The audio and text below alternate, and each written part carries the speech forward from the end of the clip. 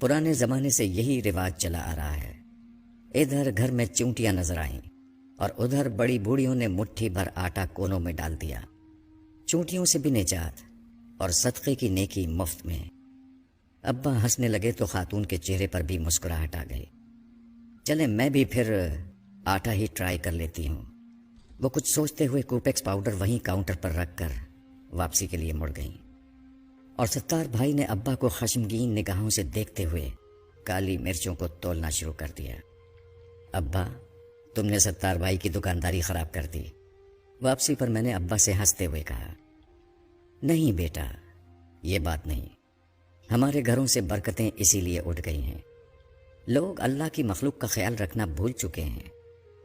पहले किसी घर के सामने कुत्ता भी आकर बैठ जाता था तो घर की खवातीन उसके सामने भी कुछ ना कुछ बचा खुचा सालन रोटी रख दिया करती थी। मगर अब ऐसा नहीं होता, क्योंकि अब रोटियां भी गिनकर पकाई जाती हैं। बरकतें कहाँ से आएंगी फिर? इस कौम पर बम ना गिरें, जलजले ना आए, सैलाब ना आए तो और क्या हो। अब्बा तासुफ के इजहार के साथ साथ मुझे आसान जिंदगी के गुर समझाने की कोशिश भी कर रहे थे। अरसा गुजर गया, मैं भी इस वाक़े को भूल गया। फिर एक दिन बड़े भाई जान के यहाँ जाना हुआ। अभी डोरबेल बजाने ही लगा था कि चिड़ियों के झुंड के उड़ने की जोरदार आवाज़ कानों में पड़ी। चौंक कर ऊपर देखा तो पता चला कि मेन गेट के दोनों जानिब मिट्टी के कूंडे रखे थे और उन कूंडों से चंद लम्हे कबल यकीनन वो चिड़िया दाना चुग रही थीं और अब मेरी आमद से डरकर उन्होंने उड़ान भरी थी। मगर अभी भी वो उड़कर दूर नहीं गई थीं, बल्कि ऊपरी मुंडेर पर इधर उधर फुदक कर मेरे जाने का इंतज़ार कर रही थीं।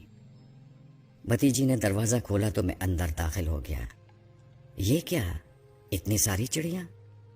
मैंने सलाम के बाद खुशगवार हैरत से भाभी से पूछा, जो किचन की खिड़की से खाना पकाते हुए मुझे देखकर मुस्कुरा रही थी। तुम्हारे भाईजान ने रखे हैं ये कूंडे लाकर चिड़ियों के दाने के लिए? वो मायने खेज अंदाज में बड़ी भतीजी को देखकर मुस्कुराई तो मुझे अचंभा सा महसूस हुआ। शाम को भाईजान आए तो मुझसे रहा ना किया। भाईजान, ये चिड़ियों के लिए दाना रखने की कोई ख़ास वजह है क्या? नहीं, बस ऐसे ही, अच्छा होता है, सदका देते रहना चाहिए। भाईजान ने आहिस्ता से समझाया, ये बहुत ज़रूरी होता है, खुसूसन जिस घर में बेटियां हों। फिर बताने लगे कि किसी बुजुर्ग के पास एक शख्स ने आकर बताया कि वो गरीब आदमी है और परेशान है कि अपनी जवान बेटियों की शादी किस तरह कर पाएगा, क्योंकि गुर्बत की वजह से कोई उसकी बेटियों से शादी करने को तैयार नहीं। बुजुर्ग ने मशवरा दिया कि रोज़ 200 भूखों को खाना खिलाओ, तुम्हारा मसला हल हो जाएगा।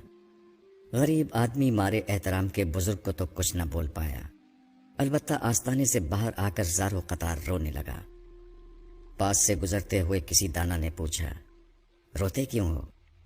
गरीब ने जवाब दिया, गुर्बत ने पहले ही मार मार कर अधमुआ किया हुआ है और सरकार ने फरमाया है कि रोज़ 200 भूखों को खाना खिलाओ, तब बेटियों की शादी मुमकिन होगी। दाना आदमी मुस्कुरा कर बोला, भले आदमी, भूखा क्या सिर्फ इंसान होता है? अल्लाह की मखलूक छोटी हो या बड़ी, भूख तो सबको सताती है। अगर तुम एक मुट्ठी आटा भी चूंटियों को डाल दोगे तो समझो तुम्हारा सदका हो गया। दाना आदमी तो ये कहकर अपनी राह चल दिया और गरीब अपनी नाकिस अकल पर हंसते हुए अपने घर को चला। कुछ अरसे बाद ही सदक़े की बरकत से न सिर्फ वो अपनी बेटियों के फ़राइज़ से सुबुकदोश हुआ, बल्कि घर में भी खुशहाली आ गई। भाईजान जिस वक्त ये वाक़या हमको सुना रहे थे, मुझे अब्बा की मुट्ठी भर आटे वाली बात याद आ रही थी। मैंने आने वाले दिनों में देखा कि भाईजान ने अपनी चारों बेटियों की शादियां उनकी सही उम्र में बिल्कुल दुरुस्त मौके पर कर दी। शायद इसीलिए जब मैंने अपना घर लिया तो सबसे पहले अपने दरवाजे के पास चिड़ियों के लिए दाना रख दिया। कई बार घर बदला, हर बार ये चिड़िया, कबूतर और कव्वे मेरे रिस्क की आसानियों का सबब बनते रहे।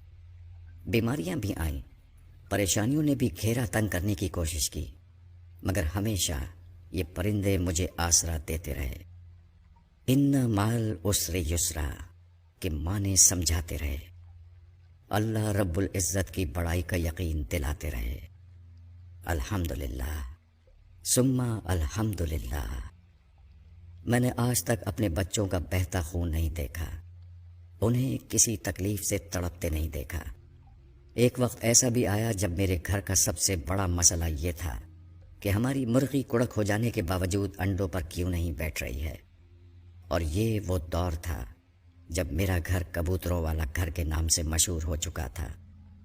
یقین مانیے کہ یہ تمام باتیں اس لیے نہیں لکھی ہیں کہ نعوذ باللہ میں اپنی نیکیوں کا پرچار کرنا چاہتا تھا، بلکہ میں اس راز کو کھول کر بیان کرنا چاہتا ہوں جو سوال کی صورت میں مجھ سے اکثر کیا جاتا ہے کہ آخر کیسے گزارا کر لیتے ہو؟ ہم سے تو نہیں ہوتا۔